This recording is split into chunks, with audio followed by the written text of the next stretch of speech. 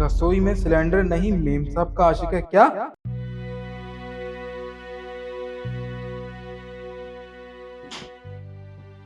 शिखा, यहाँ तुम्हें सिलेंडर की बदबू नहीं आ रही? नहीं तो मुझे तो नहीं आ रही। क्यों? यार मुझे ना बाहर बहुत जोर से सिलेंडर लीक होने की बदबू आ रही है। तुम एक काम करो, तुम साइड हटो, मैं सिलेंडर चेक करता हूँ एक बार। नहीं नहीं, इसकी क्या जरूरत है? मैंने कहा ना, अगर ऐसा कुछ होता तो मैं चेंज कर देती तुमसे पहले। ऐसा कुछ नहीं है, तुम ऑफिस से आए हो, थक गए होंगे, तुम जाओ चेंज कर। अरे ऐसी बात नहीं है यार, आजकल बहुत सारे ऐसे केसेस हो रहे हैं। देखो मुझे ना बहुत जोर से बदबू आ रही है सिलेंडर लीक होने की। तुम एक काम करो, तुम हटो, मैं एक बार चेक करता हूँ यार, हमारी सेफ्टी के लिए जरूरी है ये। देखो निखिल, मैं तुम्हें बोल रही हूँ ना, तुम नशा वशा करके आए हो क्या? मैंने कहा ना, ऐसा कुछ भी नहीं है। एक ही बात के पीछे पड़ गए हो। कुछ भी नहीं है, तुम जाओ अपना चेंज करो जाके। ये क्या बात कर रही हो तुम? अरे मैं इस घर का मर्द हूँ और मेरा फर्ज है कि मैं इस घर में जितने भी लोग हैं सबको प्रोटेक्ट करूं। देखो शिखा, मैंने कभी गलत नहीं होता। तुम हटो, मुझे एक बार चेक करने दो। कहीं ऐसा तो नहीं है कि तुमने यहाँ पे किसी को छुपा रखा है? क्या पागल वागल हो गए हो? अब तो मुझे पक्का यकीन हो गया कि तुम सच में नशा करके ही आए हो। कैसे वादा किए जा रहे हो? यहाँ वाला मैं किसी को क्यों छुपाऊंगी? तुम जाओ, बाहर जाओ, चलो। लगता है तुम ऐसा नहीं मानोगी, मुझे खुद चेक करना होगा। हटो हटो यहाँ से। पर मैं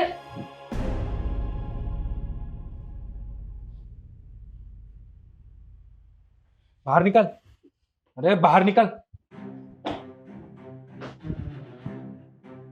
कौन है ये आदमी? हाँ तुमने तो कहा था यहाँ कोई भी नहीं है। तुमने इसको यहाँ छुपा रखा था, अपने आशिक को। काम डाउन, मैं समझाती हूँ तुम्हें। बंद करो अपनी बकवास, कुछ नहीं सुनना मुझे। और तू चल। निखिल, निखिल मेरी बात सुनो। सुमित रुको तुम। मैंने कहा ना, सुनो मेरी बात, मैं समझाती हूँ तुम्हें, एक बार सुनो तो सही। ऊंची आवाज में बात मत करो मुझसे, समझी? गलती तुम्हारी है। एक तो अपने आशिक को यहाँ घर में छुपा के रखती हो, ऊपर से मुझसे ऐसे बात कर रही हो तुम। तुम्हें जरा भी शर्म नहीं आती? हाँ, क्यों धोखा दिया मुझे? हाँ, क्या बिगाड़ा था मैंने तुम्हारा?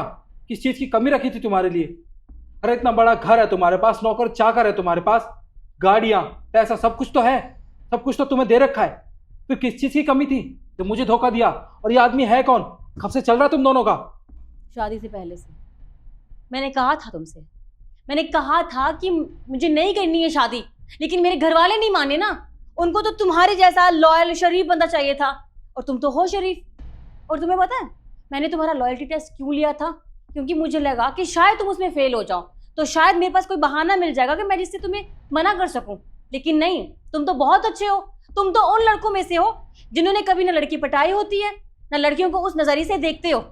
और तुम्हें मैं मिल गई, और मैं चाहती थी कि मैं तुम्हें बता दूं, लेकिन मेरी समझ में नहीं आ रहा था मैं कैसे बताऊं। क्योंकि घर वालों ने उन्होंने मुझे फोर्स किया था कि मैं अपने रिलेशन के बारे में तुम्हारे साथ शेयर ना करूं, क्योंकि वो नहीं चाहते कि मेरा बसा बसाया घर टूट जाए। सोसाइटी के चक्कर में उनकी इज्जत बचाने के लिए मुझे चुप रहना पड़ा।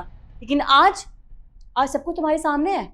और निखिल, मैं तुम्हें साफ शब्दों में बता दूं कि मैं इससे प्यार करती हूँ, तुमसे नहीं। समझे तुम? अच्छा, अगर ये बात थी तो शादी से पहले मुझे बताना चाहिए था ना। क्यों नहीं बताया मुझे? जबकि मैंने तुमसे कई बार पूछा था कि अगर तुम्हारा कोई पास्ट है तो उसके बारे में मुझे बता दो। अब तो तुमने बहुत हंस के कहा था ना, नहीं मैं वैसी लड़की नहीं हूँ, मेरा कोई पास्ट नहीं है, मैं सिर्फ तुमसे शादी करना चाहती हूँ।